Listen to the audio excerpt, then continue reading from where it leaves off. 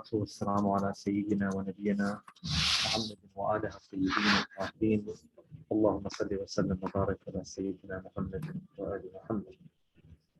Inshallah, today we're continuing with part 4 in our discussions on how to cultivate a sense of spirituality within these hearts and souls of ours. And over the last several weeks, we began by, first of all, defining the soul, speaking to a couple of important factors which perfect and cultivate these souls, specifically 3 which we mentioned. Firstly was the knowledge of Allah subhanahu wa ta'ala. Thirdly, via deeds and actions, we gave a couple of examples. And thirdly, about a vigilance that we need to have and a certain care, meaning that we should always feel that there's more work to be done. Last week, as well, we spoke with regards to a couple of questions around accounting and intention, meaning what does it mean to hold ourselves to account? And similarly, what does it mean toward perfecting our intentions? And virtually, we asked the question for a large portion of our discussion with regards to whether or not we will be held to account for our intentions. And in summary, without getting into that discussion in detail, we talked about the fact that if someone sets a good intention and for whatever reason is not blessed or given the opportunity, is not given the tawfiq to actually act upon that good intention, that out of God's grace and out of His mercy and His compassion, He still rewards us for coming up with that good intention.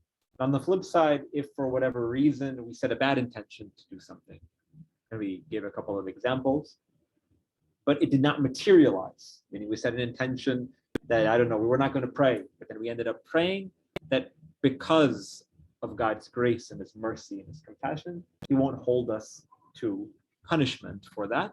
But nonetheless, we spoke about the difference as well between hisab and iqab, whereby God holds us to account, which is different than being punished. And just the idea of being held to account in the eyes of God should be enough for us to hold ourselves to account prior to. I don't want to be told what I've done wrong, right? Even at work, at school, you rather not get called into your professor's office or into your manager's office. If you could avoid doing so, most likely we all would avoid doing so, even if we're not in trouble, because we don't want to be held to account.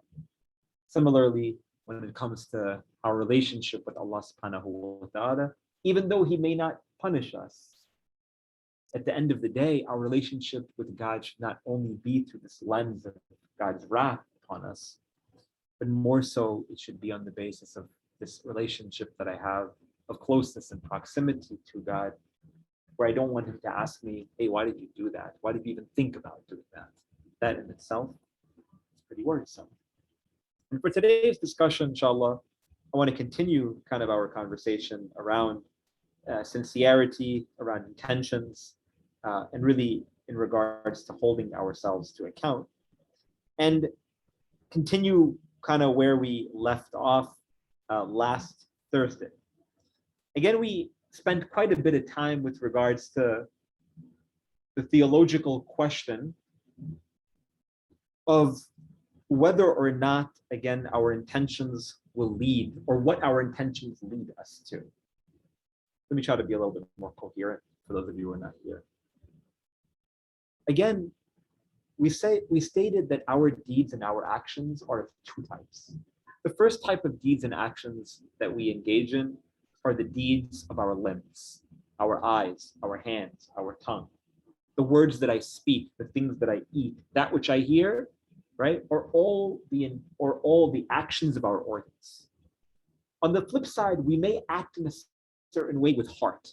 We talked about the example of Amr bil Ma'ruf and Nahy anil Munkar, commanding others toward good and forbidding them from evil, which is also a religious obligation of ours, whereby we stated that if we see oppression taking place on the streets, and at the very least, if we don't feel bad about what is happening, right, then we can be held to account, and we are actually committing an act of God's transgression, a sin. And the idea is to restrict ourselves, obviously committing sin via our organs, the eyes, or via our physical limbs, and at the same time allow for our hearts to reach a state via our effort, our focus, our prayers, our ritual, our diligence, to the extent whereby we actually feel a sense of sympathy with everything that might be happening on the streets, right? In terms of injustices, in terms of sin, in terms of vice, even if we feel like we can't make a physical difference, right? We give an example that if someone from amongst our friends, from amongst our community was drinking alcohol, right, for instance, and if you know that if you were to tell him or her, like, you need to stop drinking, they're gonna like push back and they're not gonna want to talk to you anymore. That's not the right way then to approach them. But if we reach out to them in a softer, kinder way, and we feel like they may be receptive to it, then we should go for it. But at the very least, we should feel the pain in our heart. That's the least level of nahi. Anyhow, again, all of this is a summary for with regards to some of the things that we spoke about. For today, inshallah, I want to start the conversation by talking about the effects of bad intentions and how that places or leaves an imprint on our hearts.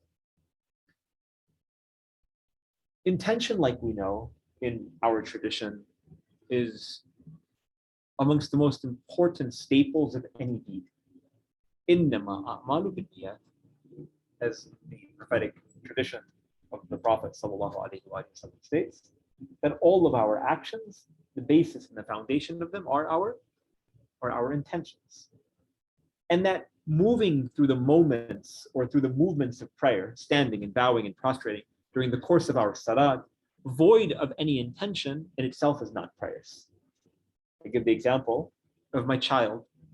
My younger daughter, she's 4 years old. She doesn't know what prayers is. She knows what prayers is. She knows when her mom prays. She knows when her father prays. And she might make the movements of prayer, but no one would state that that is prayer because she doesn't know the intention or what it is that she's doing. You just know that she's doing an exercise of standing and bowing and prostrating, and it makes her parents happy, and they think it's cute, right? But more than that, because there's no intention, the prayer in itself is not a prayer. Which is why scholars of Islamic law have stated that every act of worship requires an intention. Prayers requires an intention. Fasting during the month of Ramadan requires an intention. Even performing the wudu needs an intention. Going for Hajj, you need to have an intention. Any act of worship that we perform requires an intention. And the idea is that this intention, that intentionality, that mindfulness that we have prior toward engaging in the ritual, that is what allows for the maximum reward on the basis of our intention. Does that make sense? Am I being clear? Similarly, the more good intentions that filter through these minds, through these hearts, through these souls of ours, the greater the opportunity to draw closeness and proximity to Allah subhanahu wa ta'ala, which is kind of what this is all about. And that's what we spoke about on day one. Now, let me just say this. When we talk about closeness and proximity to Allah subhanahu wa ta'ala, we're not talking about a closeness or a proximity, of course, that is physical, right? We're talking about a spiritual, meaning that when we define the soul on day one of these lessons, some 4 weeks back or so, we stated that the soul is a metaphysical entity, meaning it's not something that is tangible. You can't feel it, you can't touch it, you can't taste it, right? It's something that is metaphysical. And similarly, the relationship with Allah subhanahu wa ta'ala is also, of course, not physical. We're not physically drawing closer toward God. Someone says heaven is up there, that every day we're sort of taking another step in this ladder toward touching and feeling and being in the physical proximity. But no, we don't believe that. Again, we mean it symbolically, we mean it metaphorically. So going back to kind of the point. When we set bad intentions, negative intentions, it has the opportunity again to leave this imprint on our hearts and our souls. Let me give you a hadith that helps support this. It is stated that one day, Prophet Isa alayhi salam, he tells a group of his companions, Jesus alayhi salam, he says, my brother Musa, my brother Moses, told you, meaning told the community generations before, to never commit an act of indecency or fahisha, to never commit a sin. And he says that I will take the advice of my brother Moses further, and I will tell you not even to think about committing sin. What does Musa alayhi salam tell his community? Make sure you stay away from sin. What is Isa alayhi salam saying? He said, I'm not telling you not to commit sin. I'm telling you to not even think about committing sin. Because when you open the door to even think and ponder about it, it's really hard to close that door. You follow what I'm saying? Because again, once that sort of intention is filtered through your heart, there's an opportunity to really mess it up, right? I'll give you an example. We actually have like a tradition that tells us that bad intentions are like rooms in your home that have a lost decoration. It's a nice place. You have a nice home, but no one wants to walk into the room if it's empty. So the idea is that once your heart is void of good intention and it's filled with negative intention, right? And just think about it like tangibly. When you set yourself up to doing something indecent, when you set yourself up to committing an act of sin and transgression, even if you hold yourself back, internally you don't feel good about it. You wonder, why is it that I set myself up for this? In anything that we do in life, which is why it's so important, because psychologically, physiologically as well, when you set yourself up to being more optimistic, to doing something meaningful, to being more positive, the outcome of it is that much more real and successful. I'll give you an example. There was an article some years ago, I think it was in like Newsweek or Time magazine, many years ago when I was in college, or when I was in graduate school, whereby it spoke about the fact that there were some neurologists who created some mechanism to measure happiness in the brain. And they concluded that those who were determined to being most happy were those who saw happiness on the face of others. That'll follow what I'm saying for just a moment. When people see other people happy, it makes us more happy. Think about it during the course of your life.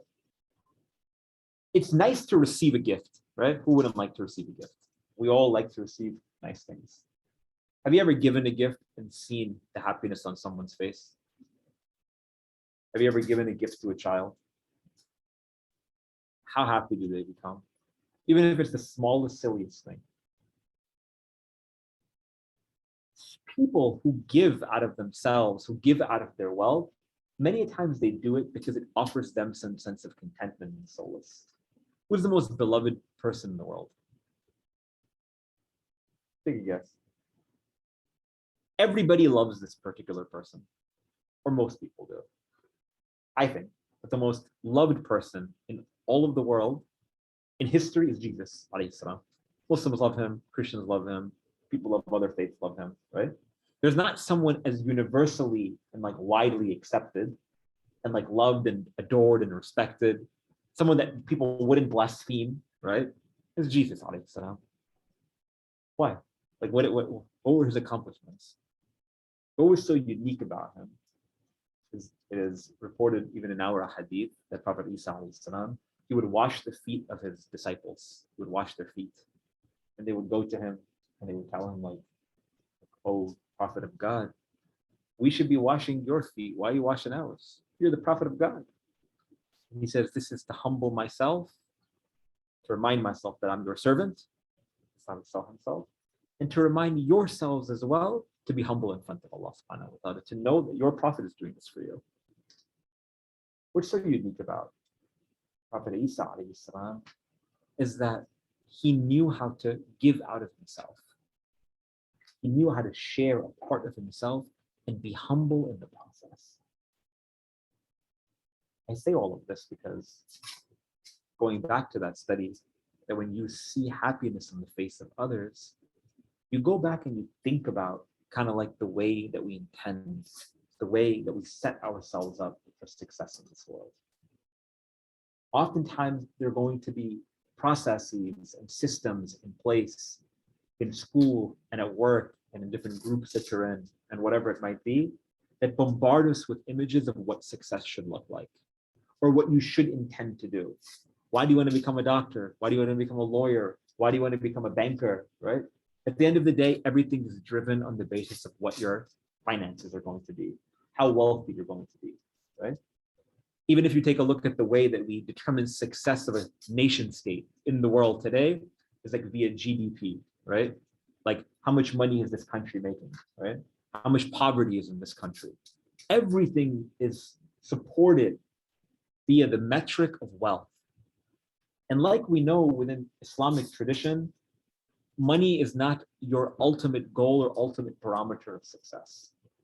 It's rather who you are over here, right? In this heart, in this soul. And that happiness itself, according to the neurologist, is not the one who is the most wealthy. But like we know, according to this particular study, the one who gives out of themselves and sees happiness on the face of others. Someone who's altruistic.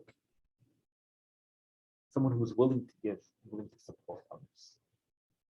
So going back to kind of what it is that we're speaking to, particularly when we work or when we're striving toward cultivating these hearts or these souls of ours, it's so important for us to recognize the sort of negative effects of bad intentions. And not only bad intentions, but setting ourselves up in gatherings with negative people, or with people who are sinners, or with we're all sinners, but people who sort of draw us into the path of vice. You know, again, we talk about this idea of perfecting and purifying the soul of ours. Our environments, they have a direct correlation to either our spiritual growth and success or toward our spiritual detriment. It's true. Whether we like it or not, we are like a product of our communities, and we are a product of our societies.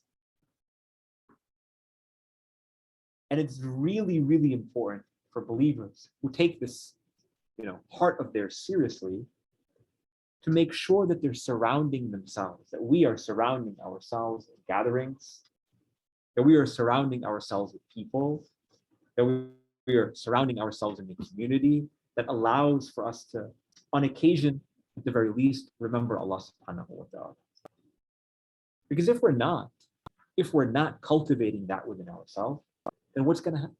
In the same way that you set this negative intention, even if you don't act upon it, it leaves this imprint on your heart, on your soul. You make the intention before you go to sleep, like tomorrow I'm not going to wake up for Fajr prayers. Even if you do wake up for whatever reason, the fact that you intended to, means that you've given yourself a way out. You've given yourself a way out down the road. We don't want to do that. Again, similarly, our gatherings, right? Our circles, the social sort of communities that we sit in, they all leave an incredibly important imprint on these hearts of ours. So where are we taking that value from? Where are we taking kind of this path to success from? With others who remember Allah subhanahu wa ta'ala, we're more inclined then to also remember Allah subhanahu wa ta'ala. Make sense so far?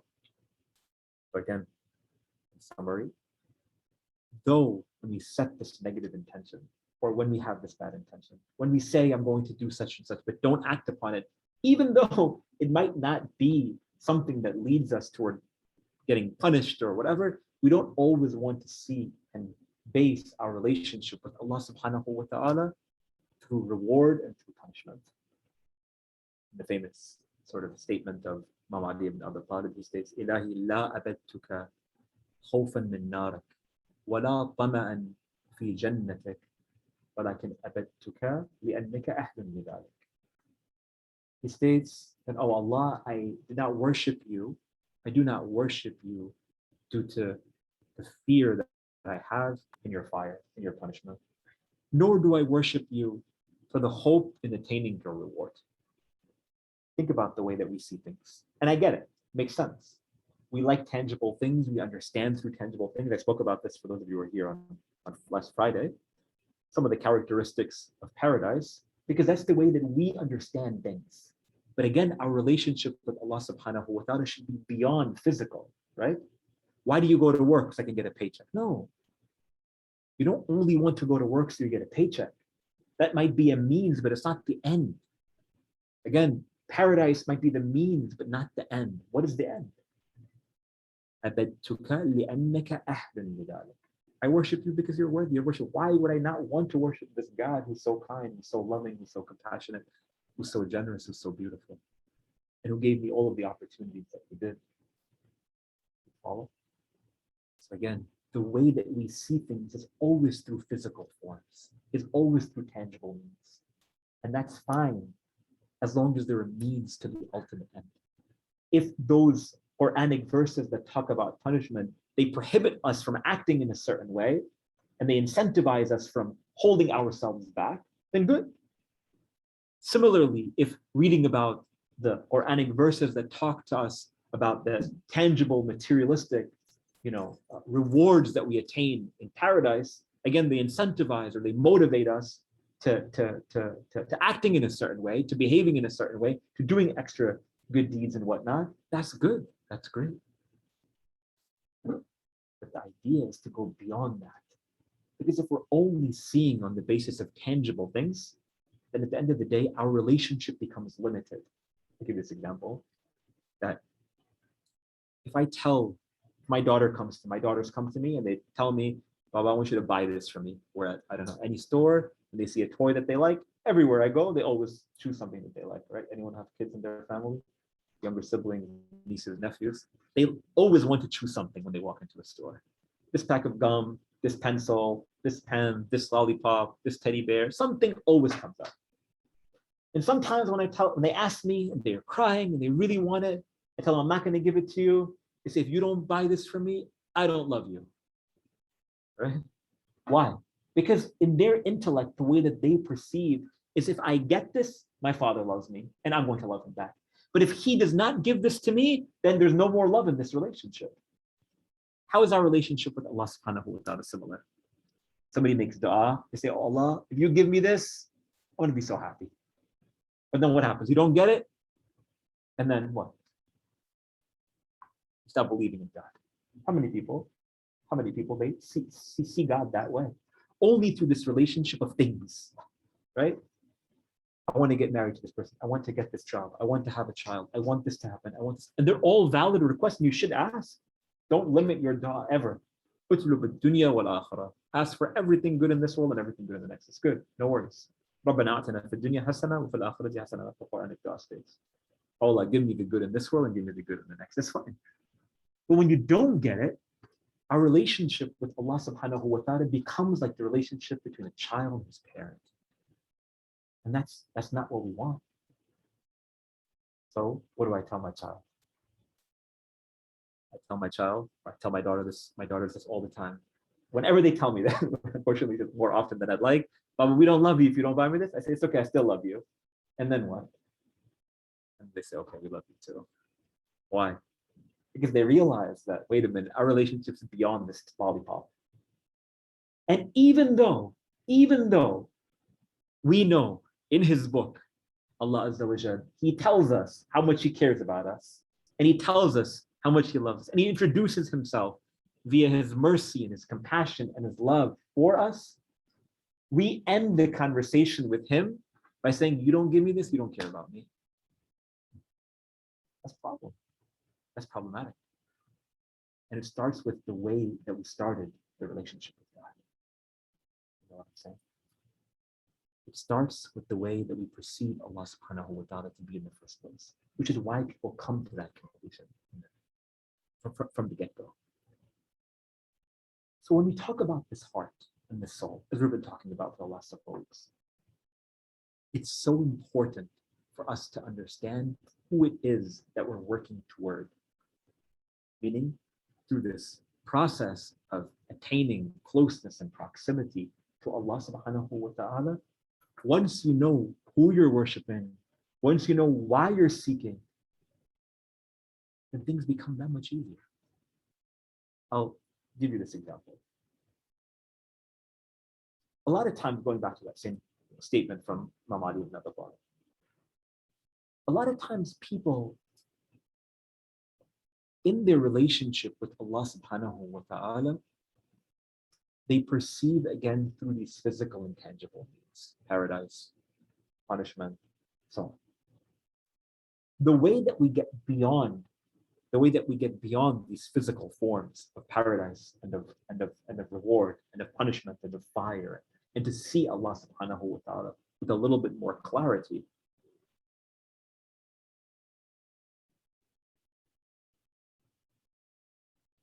Is to remember that it's us who have the opportunity, or who have been given the opportunity, to fulfill some sense of potential in this world. Let me try to break this down a little bit further in case I'm not being clear. On that day when God created the human creation, when he created Adam alayhi salam, and he prostrates, and he tells all of the angels to prostrate toward him. Anyone know how this episode took place? Many of you may have heard it before. It's in chapter 2 of the Qur'an, whereby Allah subhanahu wa ta'ala states that we have created this Adam, this creation of mine, in each Hadith, and I want you to prostrate toward him. Before they are all commanded to do so, angels, they ask Allah subhanahu wa ta'ala that, why are you creating this creation? When we are in a state of glorification and praise of you all the time. Angels, they're pretty incredible creations. Our tradition tells us that angels, when they're commanded to stand, they stand. When they're commanded to bow, they bow. When they're commanded to prostrate, but they listen to everything of God's instructions. Very different than the human being. And Allah subhanahu wa ta'ala responds to them by telling them, I know something about this creation that you don't know. I know something about Adam and the human species that you don't know. Meaning there's potential in this human being to reach a height that's higher than that of the angels. And in that famous prophetic hadith, Prophet Muhammad sallallahu alaihi wasallam states that God has created the angels with the power of intellect. Intellect in this regard means that they have the ability to be receptive to any and all of God's commandments. Like we said, God tells them to stand, they stand, tells them to bow, they bow, tells them to prostrate, they prostrate. And he has created the animals that roam this earth with desire. Desire for food, the desire for sex, the desire for sleep, the desire, to dominate, for power, so on and so forth. And we created the human being with both of these, both the desire of intellect and the desire, both the power of intellect and the power of desire.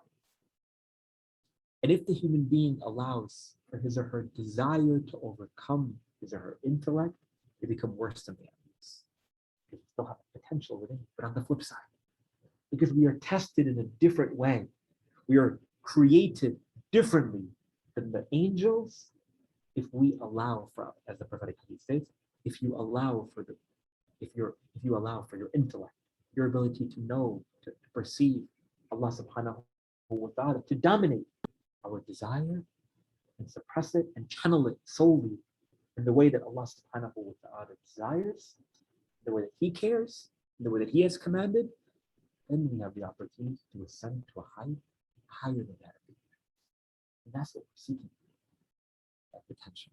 And when you know that you have that opportunity within you, then why would you want to waste that soul, right? Why would you want to waste that? Why would you want to waste this heart?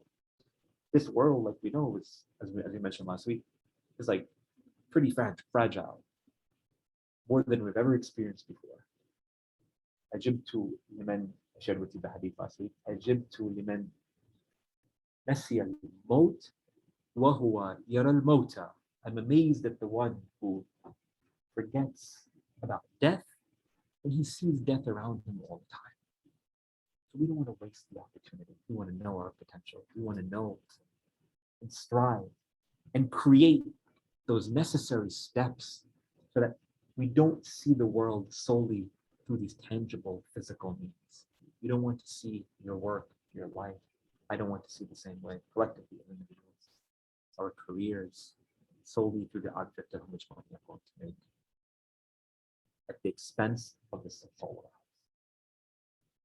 So again, in summary, and inshallah we'll continue next week. Keep in mind the effects of our intentions, both positive and negative. When we set positive intentions, the tawfiq of Allah subhanahu wa ta'ala, this divine help and support and providence, it has the opportunity to be facilitated and reach us in ways that we could never imagine before. When you set good intentions, when you work for that, for these lofty goals and intentions, inshallah, Allah subhanahu wa ta'ala will facilitate. But on the flip side, if we set bad intentions, if we surround ourselves by those who are void of remembrance of Allah subhanahu wa ta'ala, we'll also leave this imprint on these hearts and souls. So again, going back to that theme, inshallah, we'll talk more about this next week. We'll focus the entire talk on that, is again, how to remain vigilant, how to be vigilant and careful of the soul. Like we know, or like we're going to be talking about, inshallah, the soul in the same way that is drawn toward the presence of Allah subhanahu wa ta'ala, there's also a component of it that commands us or leads us toward deviance. And that conflict between its desire and aspiration to attain beauty at the expense of that part or that component of the soul that desires this physical, tangible, materialistic world, that's like this term jihad that we always talk about. Inshallah, next week we'll discuss that a little bit further. Alhamdulillah Rabbil Alameen. Sallallahu ala sayyidina wa nabiyyina Muhammad wa alihi